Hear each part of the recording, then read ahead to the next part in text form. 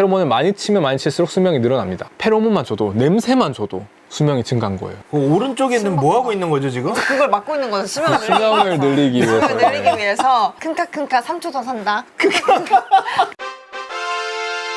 인사할 시간도 많습니다. 여러분의 시간을 낭비해드릴 느리지만 쿨한 과학. 랩미팅입니다. 반갑습니다, 교수님들. 반갑습니다. 인슐린 수용체 유전자예요.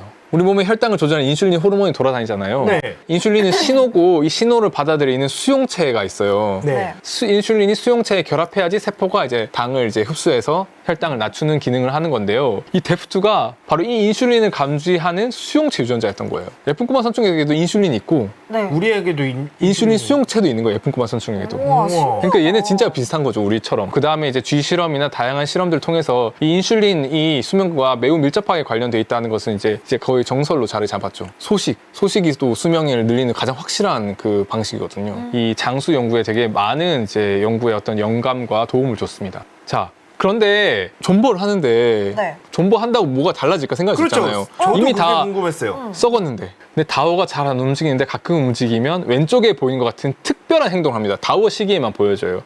어딘가 몸을 세워서요. 네. 몸을 이렇게 흔들어요. 그래서 저기 왼쪽에 보이는 저런 행동을 닉테이션이라고 하는데요. 저게 제 박사 연구 주제였습니다. 저 행동. 그랬는데 저기 오른쪽에 보면 딱정벌레 한 마리가 있잖아요. 저 딱정벌레 등을 잘 보세요.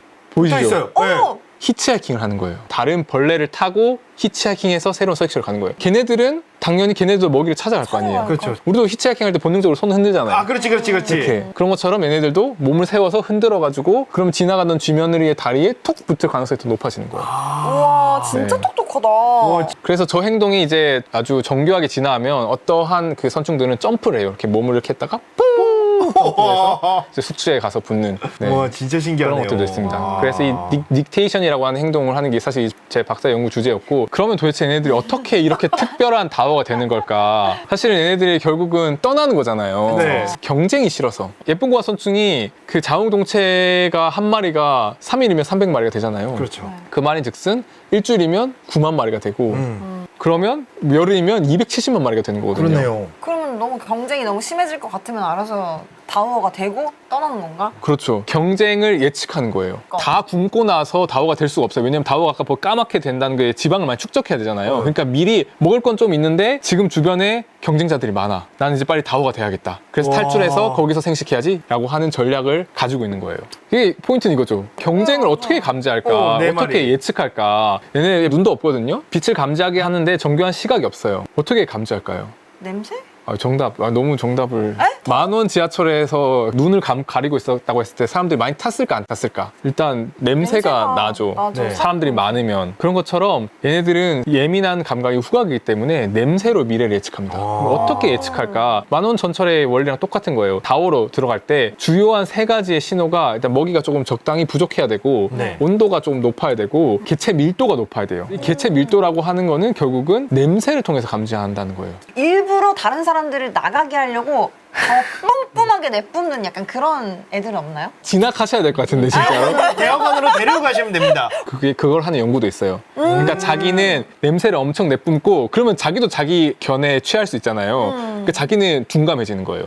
이건 진짜로 이 분야를 제가 학회 가서 이런 발표하면 정말로 예리하게 이해하시는 분들만 하는 질문인데. 와, 진짜로. 되게 재밌네요, 오늘. 그러면 이제 궁금해지겠죠. 도대체 무슨 냄새일까? 다오를 발견한 게 70년대 정도인데 실제로 얘가 뭔지를 발견하는 거는 2002년인가 2003년에 풀렸습니다. 근데 그거를 누가 찾았냐? 한국인이 찾았습니다. 다오를 만드는 페로몬의 정체, 다우몬. 정판영 박사님이 제일 저자였고 정판영 박사님. 연세대의 백윤기 교수님의 연구팀이 이 다우몬을 찾아내셨어요. 그래서 당시에 되게 뉴스에도 나오고 청와대에 막 가시고 그러셨었습니다. 오른쪽에 이제 논문 사진 옆에 배양기 사진이 있거든요. 미생물 배양할 때 300리터짜리예요. 300리터의 예쁜 고마순주 키우는 거예요. 왜냐하면 거기서 냄새 분자를 추출해야 되니까. 거기 밑에 표가 있는데요. 처음에 2kg에서 시작해요. 그 냄새가 들어있는 이 컬처 배양액을 동결 건조시킨 거 맨 위에 거의 3kg죠. 3kg 시작해서 이 정제를 할 때마다 줄어들죠. 그러네요. 279g 나중에는 0.0225g이 되는 거예요. 정제한 다음에 다오를 만들어내는 페로몬을 찾아낸 거예요. 저게 바로 페로몬입니다. 다오를 만드는 페로몬의 구조예요. 그래서 당시에 뉴스가 생명 연장 물질 찾았다. 옆에서 뜬금없이 제가 아이스크림 아이스크림이? 사진을 붙여놨잖아요. 네. 아이스크림이 왜 맛있을까요? 아이스크림의 매력은 사실은 지방이에요. 달고 기름진 거. 아이스크림이잖아요. 자연에서는 단 음식도 많고 기름진 음식도 많지만 달고 기름진 건 잘 없어요. 삼겹살은 기름지지만 달진 않잖아요. 그렇죠, 그렇죠. 과일은 달지만 기름지지 않잖아요. 그렇죠. 그런 것처럼 이 페로몬이 왼쪽에 보이는 찌그러진 사각형 모양이 네. 아스카릴로스라고 하는 당이에요. 그리고 오른쪽에 있는 게 지방산이에요. 아스카릴로스라고 하는 당과 지방산이 결합된 게 이 예쁜 고마선충 페로몬의 구조입니다. 그래서 그걸 아스카로사이드라고 불러요. 이제 저걸 찾았으니까 네. 합성까지 하신 거예요. 그 배윤 교수님 연구팀에서 다음원 합성을 하셨었고요. 저도 네. 그 네. 다음원을 가지고 실험했었고, 이건 또 다른 연구 그룹에서도 경쟁을 하다가 한국 그룹이 이긴 거예요. 그래서 네. 다른 사실 이렇게 경쟁에서 진 그룹에서 다음원 중에 또 다른 다음원들을 찾아가지고 저 다음원들을 이제 쳐본 거예요. 유전자가 아니라 페로몬만 줬을 때도 수명이 늘어날까를 봤더니 실제로 늘어난다는 거예요. 그래서 저희 그래프를 보면 빨간색이 컨트롤이고요. 아무것도 안 쳐준 거고요. 까만색으로 페로몬을 많이 치면 많이 칠수록 수명이 늘어납니다. 페로몬만 줘도, 냄새만 줘도 수명이 증가한 거예요. 오른쪽에는 뭐 하고 있는 거죠 지금? 그걸 막고 있는 거죠. 수명을 수명을 늘리기 위해서. 수명을 늘리기 위해서 킁카킁카 3초 더 산다. 근데 이게 인간한테도 효과가 있는 건가요? 네, 인간한테 바로 다우몬이 효과가 있을 것 같지는 않습니다. 왜냐면 이게 우리가 쓰는 페로몬은 아니기 때문에, 선충에게 특이적인 페로몬이기 때문에. 근데 인간의 페로몬은 그럴 수 있는 가능성이 사실은 있는 거죠. 우리가 모르는 거죠. 그렇게 해서 저희가 이제 예쁜 꼬마 선충의 어떻게 보면 말하자면 문자를 저희가 파악한 건데요. 다양한 페로몬들을 찾았는데 우리 인간의 문자 언어랑 되게 비슷해요. 왜냐하면 우리 인간의 문자가 되게 파워풀한 거는 자음 모음 숫자 해봤자 뭐 몇십 개인데 언어마다 무수히 많은 수의 문장을 만들어낼 수 있고, 얘도 그렇게 모듈로서 조합으로 작동해요. 그래서 가운데에 있는 아스카릴로스라고 하는 당은 쟤는 변하지 않는데요. 네. 그 옆에 있는 아까 지방산 있잖아요. 네. 지방산 같은 경우는 길이가 달라져요. 짧고 길는 거에 따라 메시지가 달라져요. 여러 가지들이 붙으면서 아주 다양한 메시지를 만들어내는 거예요. 기호 체계인 거죠. 네. 얘네들끼리 소통하는 거예요. 그래서 얘네들이 어떠한 그 조합으로 이 페로몬의 분자를 만들어내에 따라서 메시지가 달라지는 거예요. 어떤 거는 나한테 와, 어떤 거는 저리 가. 그 다음에 얘네들의 페로몬의 농도가 얼마나 진하냐에 따라서 반응이 달라져요. 우리가 엄마라고 하는 거랑 엄마 하는 거랑 다르잖아요. 그렇죠. 메시지가 그렇죠. 전혀. 그런 것처럼 어떤 똑같은 페로몬인데 아주 많은 양을 주면 얘네들이 다워가 돼야겠다라고 생각하고, 아주 은은하게 주면 이끌리는데? 약간 그런. 이 기본적인 문자 구조를 가지고 지금 저게 다 실제로 예쁜 꼬마 선충에서 발견된 페로몬의 종류예요. 굉장히 수다스러운 거예요, 꼬마 선충도. 저만큼 다양한 페로몬을 낸다는 것은 다양한 메시지를 전달을 한다는 거겠네요. 얘네 복잡한 어떤 커뮤니케이션 하고 있는 거죠. 그 수컷이랑 또 자웅동체랑 내는 페로몬이 또 달라요. 어릴 때 내는 것도 다르고 컸을 때 내는 것도 다르고. 여기서 또 한 가지 재밌는 얘기를 또 소개해드리면, 아까 곰팡이가 트랩 만들어서 잡아먹는다고 했잖아요. 네. 그 곰팡이들이 저거를 오버히어링, 그러니까 엿들어요. 아스카로사이드가 있으면 트랩을 만들어요. 그런 연구를 하시는 분들도 있습니다. 그래서 벌레 없이 그냥 페로몬만 쳐도 트랩이 만들어져요. 도청하는 곰팡이가 있는 겁니다.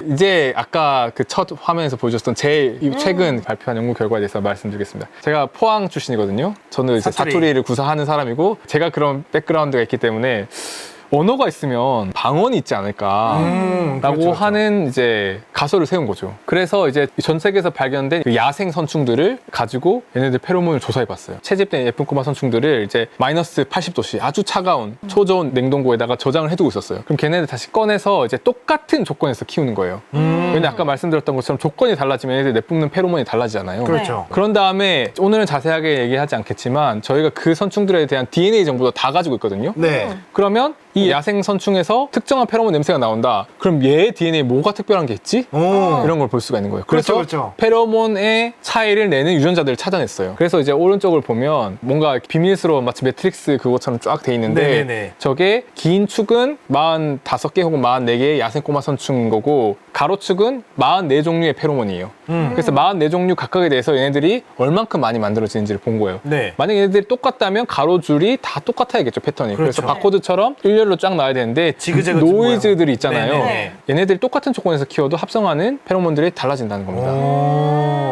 모든 걸 똑같이 키웠음에도 불구하고 얘네들이 다른 페로몬을 낸다는 거는 얘네들에게 방언이 있다는 거죠. 외국어든지. 네, 외국어라고도 할 수 있을 것 같고. 네. 그래서 이제 분석을 해가지고 네. 큼직큼직한 차이들을 찾아냈어요. 큰 차이 중 하나가 저기 보였던 빨간색 페로몬과 파란색 페로몬 있잖아요. 네. 저게 둘 다 다워몬이에요. 다워를 만들어내는 페로몬인데요. 네네. 그러니까 빨간색 점으로 표시된 데서 발견된 선충들은 저기 위에 보이는 다워몬들을 주로 생산해요. 그리고 파란색 점으로 표시된 데서 발견된 선충들은 저 파란색 다음원을 생산하는 거예요. 네. 서로 다른 언어로 이걸 유도를 하는 거죠. 빨간색을 많이 만들어내는 애는 파란색이 조금 더 잘 반응하고 파란색을 많이 만들어내는 빨간색에 더 반응하는 경향이 있어요. 그러니까 약간 속임수 같은 거죠. 이 연구에서 이제 제가 찾아낸 되게 또 흥미로웠던 사례가 지금 왼쪽 재밌네요. 사진이 네. 그 데오드란트 개발할 때 했던 네. 임상 실험하는 사진이라고 하더라고요. 아, 진짜로? 스페인의 세비야에 있는 저기 지금 지도에서 표시된 어떠한 그 공원에서 발견된 선충이 페로몬이 냄새가 안 나요. 쟤는 진짜로 다른 야생 선충들과 같이 있으면 저 세비야 선충들이 엄청 숫자가 늘어나도 몰라요. 스텔스니까. DNA를 들여다봤죠. 네. 그 밑에 빨간색으로 돼 있는 거 있잖아요. 네. 그 그림에서 위에 있는 파란색 박스들이 유전자들이고요. 네. 빨간색으로 돼 있는 게 저 세비야에서 발견된 저 선충에서는요. 저 빨간색으로 된 DNA 부분이 지워져 있어요. 유전자가 여러 개가 없어진 거예요. 근데 그 중에 하나가 거의 모든 페로몬을 만드는데 가장 핵심적인 역할을 하는 데프22라고 이름부터 이제 데프잖아요. 네. 다워 포메이션. 페로몬을 못 만들게 되기 때문에 다워도 안 되는 거예요. 많이 키워도. 되게 신기하다. 근데 되기는 하는 거예요, 다우어가? 어떤 자극이라든지. 확인해 봐야 돼요. 네, 쟤네들이 다른 걸 쳐줬을 때 됐는지 안 됐는지. 아직 실험 중이군요, 네, 쟤네는. 네. 그래서 저희가 추정하기로는 정원에서 발견됐으니까 네. 마치 실험실처럼 다오가 안 돼도 계속 잘 먹고 잘 살 수 있는 환경에서 쟤네들이 선택되지 않았을까. 아, 대화라고 하는 거 항상 말하기가 듣기잖아요. 그쵸, 그쵸. 네. 근데 냄새가 안 나는 스텔스, 데오드란트 그쵸, 선충들을 발견했는데 그러면 냄새를 혹시 못 맡는 선충도 있을까? 한 3, 4년 전쯤 발표했던 논문에 이제 연구 결과들이 이제 들어있는 부분인데요. 그래서 실제로 페로몬 냄새를 못 맡는 예쁜 꼬마 선충이 있는데요. 우주충입니다. 어? 제가 일부러 일단은 복선을 깔아놨는데요.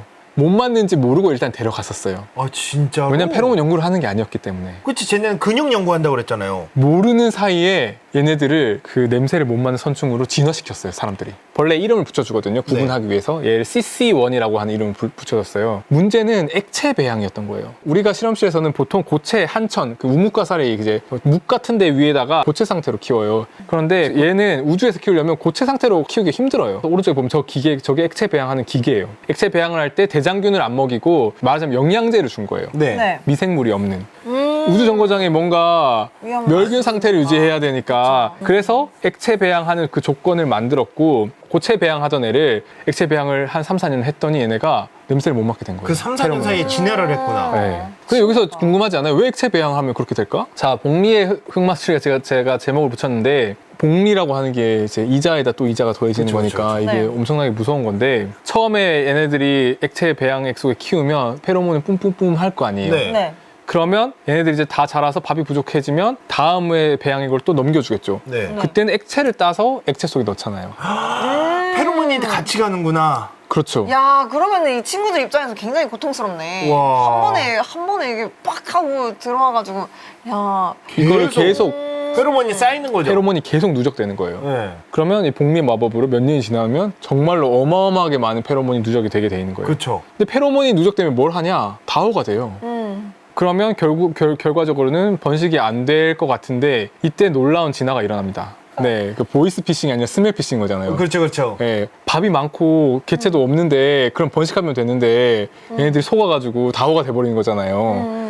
근데 이거를 극복해냈습니다. CC1이라고 하는 이 네네. 우주충이 되는 애들이 이걸 네네. 극복해냈습니다. 2011년도에 제가 되게 좋아하는 논문인데 이 네이처의 논문이 실렸는데요. 밑에 그래프를 보시면 저게 N2라고 하는 게 일반적으로 실험실에 쓰이는 야생선충이에요. 야생형. 네. 아스카로사이드 밑에 돼 있는 다 다오 페로몬이거든요. 근데 CC1, 하늘색 우주충은 아예 안 보이죠. 그 네. 바가. 아, 다오가 없어요. 아예 안 되는 거예요. 근데 얘네들이 계속 냄새를 오랫동안 맡다가 이거 우리가 속고 있는 거 아니야? 라고 생각을 할까요? 만약에 그렇게 생각했을 때 걔네는 죽잖아요, 어차피. 벌레들이 그런 생각을 하는 게 아니라요. 네. 결국은 자연 선택이 그거를 실현합니다.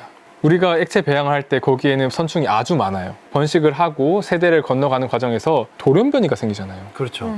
번식에 유리한 돌연변이는 자연 선택을 하죠. 걔를 퍼뜨리죠. 네. 그러면 어떠한 변이가 선택이 될까요? 만약에 냄새를 못 맡는 변이가 있다고 칩시다. 걔네들은 다오 페로몬을 무시하고 번식을 해버리겠죠. 그렇겠죠. 그러면 걔네가 처음에는 몇 마리 안 되겠지만 걔네들이 알을 300마리를 낳아버리면 금방 불겠죠. 그쵸, 그쵸. 네. 네. 저기 오른쪽에 위에 보여드리는 그 돌연변이라고 써있는 부분에 그 까만색 길쭉한 부분이 DNA가 CC1에서 지워져 있습니다. 저 지금 예시인데 페로몬을 맡을 수 있는 수용체 유전자가 복제돼서 2개가 있거든요. 네. 딱 그 DNA가 지워지는 돌연변이가 저 수용체 2개를 다 없애버립니다. 그럼 마치 눈을 가린 사람처럼 페로몬을 맡을 수 있는 수용체가 없어지는 거예요. 생물학자 입장에서는 진짜 예쁜 꼬마 선충이 되게 매력적인 연구 주제겠네요. 진화를 실험으로 해볼 수 있다는 그러니까. 게 그리고 돌연변이가 2개가 있어요. 그 CC1 있고 그 위에 LSJ2라고 하는 애가 있어요. 네. 얘는 옛날에 독립적으로 액체 배양된 애예요. 얘도 똑같이 저 유전자 2개가 사라집니다. 근데 돌연변이 다른 돌연변이죠. 왜냐하면 독립적으로 키워졌으니까. 그렇죠, 그렇죠. 그러니까 반복되는 거예요. 체 배양을 하면요. 100이면 100 수용체들을 잃어버리게 된다.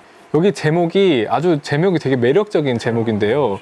패러럴 이볼루션 평행 진화라는 거예요. 평행 서로 다른 사람들이 액체 배양으로 수용체를 키웠을 때 똑같은 그 수용체 유전자들이 없어진다는 거예요. 그거를 도메스티케이션, 가축화라고 표현한 거예요. 도메스티케 길들이다라고 하잖아요. 네네. 인위적인 실험실의 액체 배양 조건에서 길들이면 평행하게 이 수용체가 없어지는 진화가 일어난다라고 하는 거를 보여준 거예요. 네. 이거는 근데 실험실 조건에서 일어나는 일이잖아요. 네. 그쵸. 근데 제가 아까 세비야에서 찾은 스텔스 선충은 자연에서 찾은 거잖아요. 아, 그렇죠. 그럼 자연에는 냄새를 못 맡는 선충이 있을까 없을까? 야생에서도 과연 불감증이 진화를 했을까? 그래서 2019년에 제가 발표했던 논문인데요. 결론을 말하자면 그 앞에 그 네이처 논문에서 찾았던 똑같은 유전자가 망가진 돌연변이를 찾았어요. 야생에서. 야생에서 SRG37이라고 하는 페로몬을 네. 감지하는 단백질인데 거기 빨간색 돌연변이가 있어요. 근데 저게 있으면 유전자 기능이 다 망가져요. 그래서 이 돌연변이를 가지고 있는 선충이랑 아닌 선충이랑 구분한 다음에 네. 다워 페로몬을 쳐줘봤어요. 돌연변이를 가진 애들은 실제로 페로몬 냄새를 잘 못 맡는 거예요. 근데 이 실험실과 조금 다른 거는 완전히 망가지진 않아요. 잘 못 맡는 거지 민감성이 떨어진 정도예요. 그러니까 저희가 추정하기에는 불감증이 걸려버리면 다오가 못 되잖아요. 다오가 못 되면 자연에서 야생에는 너무 환경이 척박하기 때문에 생존하기가 힘들 것이다.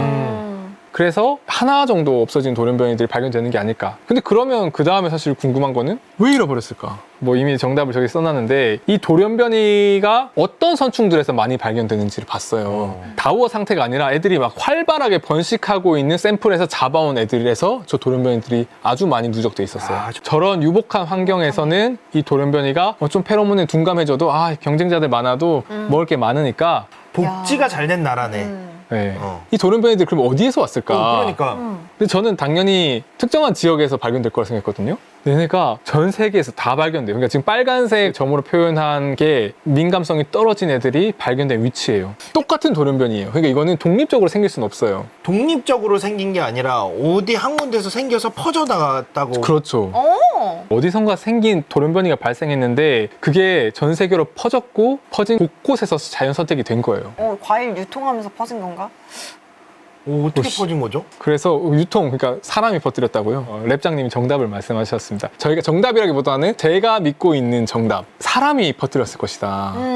처음에 초반부에 하와이에 갔잖아요. 저희가 네. 하와이에 갔던 거는 하와이가 혹은 하와이 근처가 얘네들이 종이 생긴 장소일 거라 그렇죠. 추정하고 그래서 굉장히 높은 유전적 다양성이 있기 때문에 갔다고 했는데 근데 아까 전 세계에서 채집된 야생 선충들의 위치에서 봤을 때는 모든 대륙이 다 퍼져 있잖아요. 네네. 조그만 해가지고 옆에 가는 것도 힘들어서 히치하이킹 하는 애들인데 그렇지. 그것도 하와이도 섬인데 다 주위가 네. 바다인데. 어떻게 도대체 전 세계로 퍼지게 됐을까? 전 세계에 있는 이 꼬마 선충들의 DNA를 분석해서 이제 아주 복잡한 집단 유전학적 기술을 써가지고 얘네가 언제 퍼졌을지를 추정할 수 있어요. 근데 그게 한 100년에서 한 2000년 사이예요. 너무 긴 거 아니야? 100년에서 2000년 사이. 2000년 사이면은 하면은 꽤 길죠. 네. 근데 포인트는 뭐냐면 인류 문명 역사 기간 범위 아니라는 거예요. 진화의 역사에서 보면 지금 그 예쁜 꼬마 선충이 가장 가까운 종, 오키나와에서 발견된 그 C 이노피나타라고 하는 가장 가까운 종과 갈라진 지 1000만 년이 됐어요. 그 1000만 년에 비하면 100년에서 2000년은 정말 찰나의 시간이죠. 그렇죠. 그러니까 실제로 지금 유럽 같은 데서 찾아보면 과수원에서 제일 찾기가 쉬워요. 과일 유통하고 심고